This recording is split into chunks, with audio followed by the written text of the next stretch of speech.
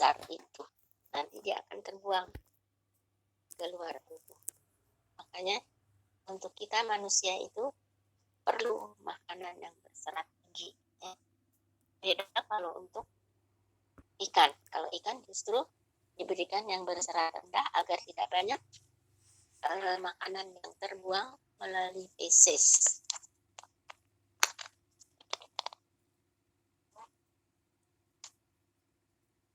Energi-energi yang dialokasikan sekarang energi yang terbuang melalui ekskresi, yaitu yang melalui ekskresi nitrogen, yaitu biasanya melalui urin. Saya sebutkan tadi, kalau ekskresi nitrogen atau energi yang terbuang melalui urin ini berbeda dengan energi yang terbuang melalui feses. Kalau lemak dan karbohidrat ini yang terbuang melalui feses menghasilkan H2O dan CO2. Tidak berenergi H2O dan CO2. Berbeda dengan protein. Metabolisme protein akan menghasilkan amonia dan urea. Di mana amonia ini bisa lebih dari 85% dan urea 15%. Amonia masih mengandung energi, urea juga masih mengandung energi. Nah, energi yang terbuang melalui urin ini biasanya hubungannya erat dengan nilai biologis total di dalam makanan. Nilai biologis total protein ya. Jadi makin tinggi protein yang diberikan atau yang ada di dalam rasum, akan makin tinggi protein yang terbuang melalui urin. Selain total protein dalam makanan juga proporsi bahan makanan lain, terutama kadar dan jenis lemak yang terkandung dalam makanan.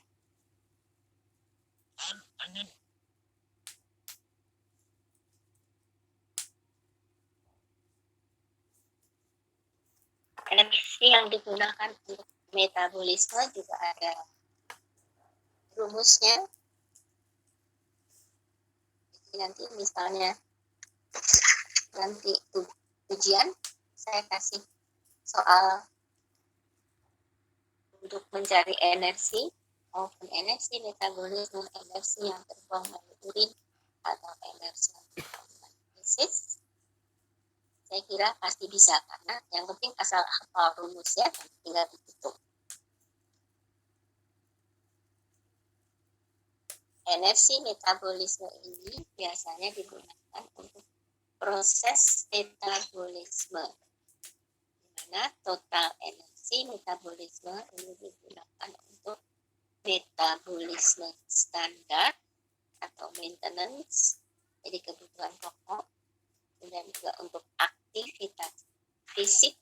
Aktivitas fisik ini memberikan untuk kebutuhan berenang, kemudian juga MSDA, yaitu proses menghancurkan atau mengubah dan menyimpan zat-zat makanan.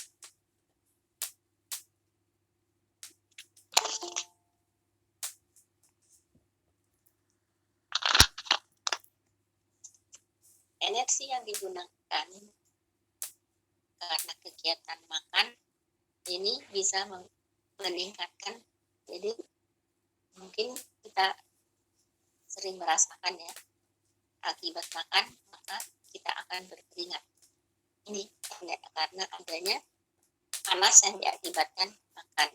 Kemudian specific dynamic action, efek kalorigenik, pembentukan panas dari makanan. Nah, supaya saya tidak lupa, bagaimana kalau sekarang saya kasih bukan quiz ya, tugas aja.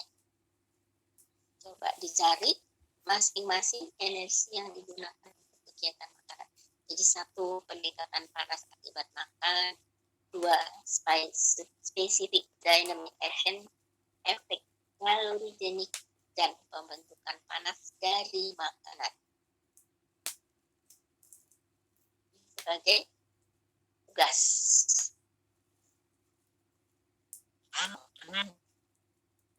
Nah, di dalam kegiatan fisiologis pada ikan ini ada suatu faktor pengganda dari RS. Jadi faktor pengganda ini digunakan untuk menghitung ataupun mencari kondisi fisiologis. Misalnya untuk metabolisme dasar, faktor penggandanya hanya satu. Jadi semakin tinggi kegiatan atau semakin aktif kegiatan ikan, maka faktor pengganda RS-nya semakin tinggi. Sini yang paling tinggi adalah faktor berenang, kondisi fisiologis berenang.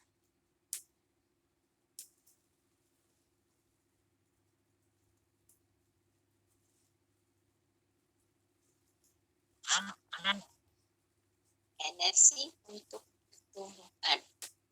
Untuk pertumbuhan ini bisa kita lihat tabel di bawah ini.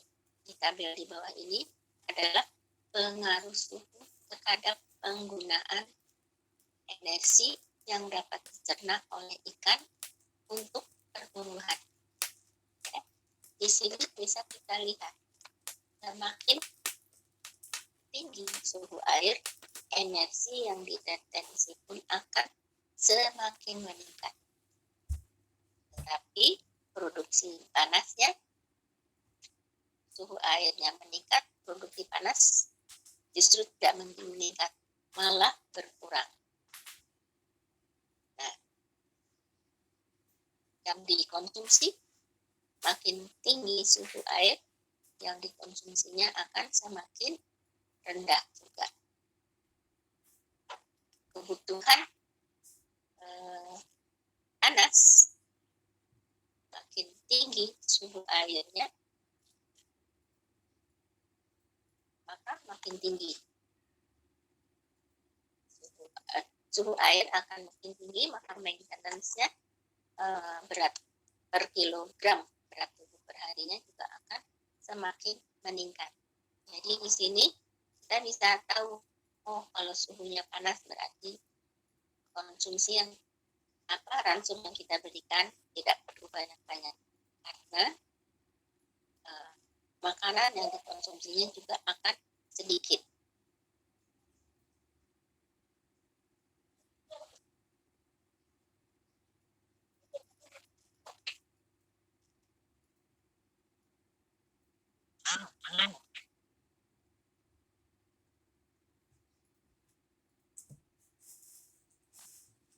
Tabel pengaruh kadar protein dan lemak yang dapat dicerna dalam makanan terhadap retensi energi.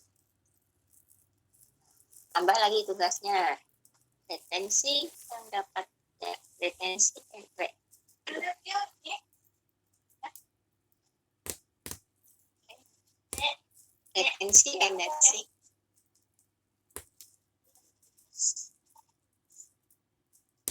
Retensi energi, apa itu retensi energi? Jadi dua. Yang pertama, tugasnya adalah apa ya? Lupa saya. Oh, yang ini, energi yang digunakan kegiatan makan itu. Satu itu. Yang kedua, retensi energi itu apa? Saya kira dengan dua tugas ini kira-kira cukup nggak ya buat ujian?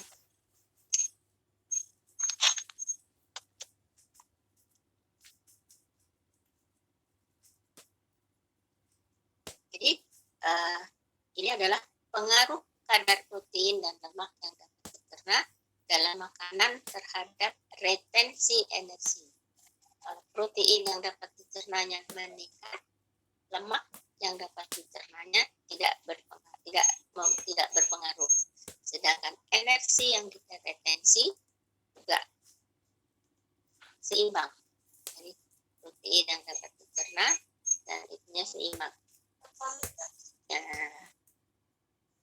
yang dikonsumsi saja yang semakin meningkat ya.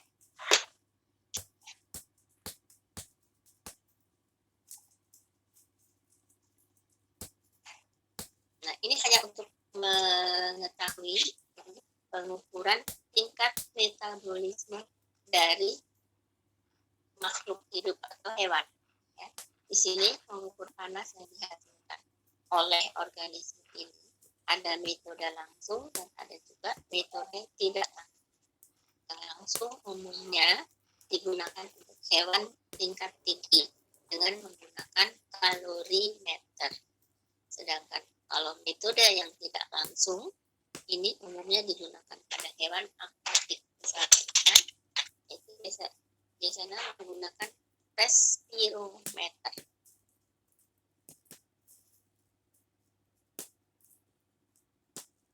Nah, pengukuran konsumsi oksigen ini ada dua macam. Ada konsumsi oksigen pada wadah tertutup dan konsumsi oksigen pada wadah dengan aliran air. Tapi alirannya harus kontinu. Jadi kalau pengukuran konsumsi oksigen pada wadah ini artinya tidak ada aliran air, volume airnya tetap. Jumlah ikan yang digunakan untuk pengukuran ini terbatas jumlah. Dilakukan pengukuran kadar oksigen dalam interval waktu tertentu. Sedangkan pengukuran oksigen pada wadah dengan aliran yang kontinu itu dilakukan pengukuran kandungan oksigennya itu pada saat air masuk dan air keluar. Debit air bisa kita ketahui, jumlah ikan yang diukur tidak terbatas, jadi bisa banyak. Kalau yang kita dalam wadah tertutup jumlah ikannya terbatas. Dari sini Anda bisa membedakan mana yang lebih baik atau mana yang misalnya untuk oksigen pada wadah tertutup kebaikannya apa, kelebihannya apa, kekurangannya apa. Juga untuk pengukuran dalam wadah dengan aliran kontinu, kekurangannya apa, kelebihannya apa. Di sini Anda bisa simpulkannya. Makanya, nah dalam hal ini kita bisa melakukan upaya-upaya atau manipulasi yang dapat dilakukan untuk meningkatkan pertumbuhan. Upaya-upaya atau manipulasi ini bisa meningkatkan energi yang dikonsumsi, memperkecil terbuangnya energi melalui feses, memperkecil terbuangnya energi melalui ekskresi nitrogen, memperkecil pembelanjaan energi vital. Nah, semuanya ini baik meningkatkan energi yang dikonsumsi sampai memperkecil pembelanjaan energi metabolisme ini, ikan-ikannya semuanya harus tetap sehat. Jadi kondisi ikan yang kita pelihara ini harus tetap sehat. Terus mengupayakan agar kondisi lingkungan tetap optimal. Penambahan atrakan apabila diperlukan, jadi biar ikan itu mau, kita harus bisa berikan atrakan. Pemilihan pakan yang cocok baik ukuran, bentuk maupun warna. Karena setiap spesies ini tidak semua sama ya, untuk konsumnya. Dan pemberian pakan ini frekuensinya harus sesuai dengan kapasitas lambung dan laju pencernaan. Jadi kalau lambungnya kecil, nanti pencernaannya lambat, itu tidak boleh terlalu sering kita memberi makannya. Ya, karena kan lambungnya kecil, harus lebih sering kalau lambungnya kecil. Jadi lambungnya penuh, nanti cepat dicerna, bisa kita beri lagi, cepat dicerna lagi. Beda dengan ikan yang lambungnya besar dan laju pencernaannya lambat. Ini Tidak boleh terlalu sering diberinya, karena nanti kalau terlalu sering kita beri lampu mati penuh, ikan ini tentu tidak akan mau makan.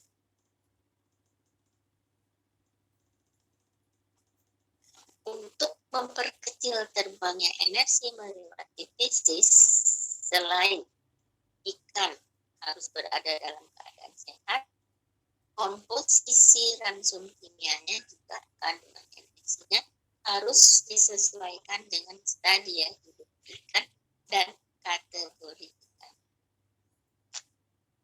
Harus dipilih bahan-bahan yang bebas dari bahan-bahan toksik dan berbahaya. Ukuran partikel bahan penyusun pakan harus berukuran kecil sehingga mudah dihidrolisa.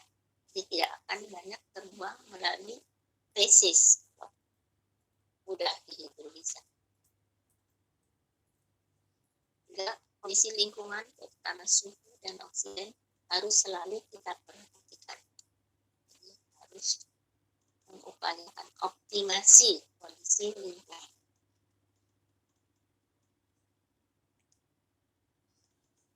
Pada awal sudah saya sebutkan ya, untuk memperkecil terbangnya energi melalui ekskresi nitrogen, yaitu tingkat protein pakan tidak berlebihan, tingkat energi pakannya juga memadai. Jadi nilai biologis protein ini harus kita sesuaikan dengan lemak yang ada di dalam pakan. Kalau untuk memperkecil pembelanjaan energi metabolisme, ini sudah jelas. Kita upayakan supaya ikan ini tidak terlalu banyak bergerak.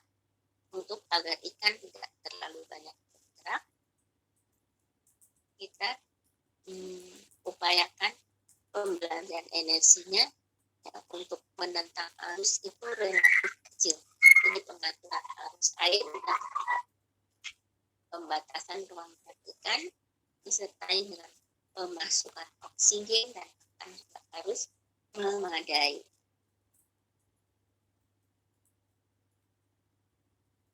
Untuk kuliah ini saya kira sampai di sini. Kalau untuk pertanyaan-pertanyaan bagaimana? Atau mau melalui WA atau melalui sini?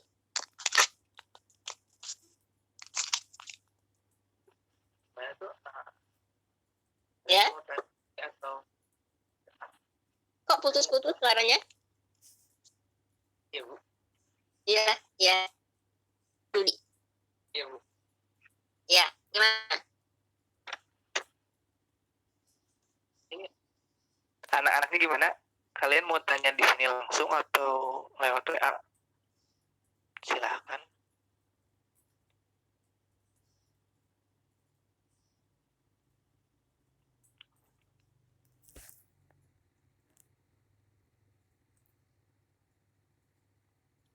Gimana nih kalau jawaban?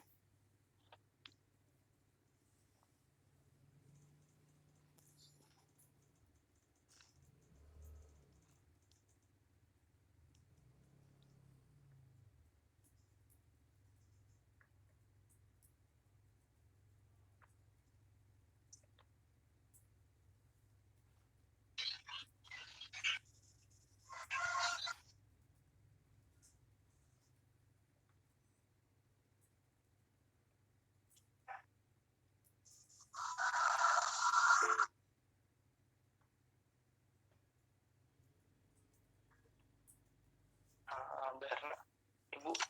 Ya. Katanya lewat WA aja, Bu. Oke, kalau gitu ya lewat WA seperti kemarin ya. Iya, Bu.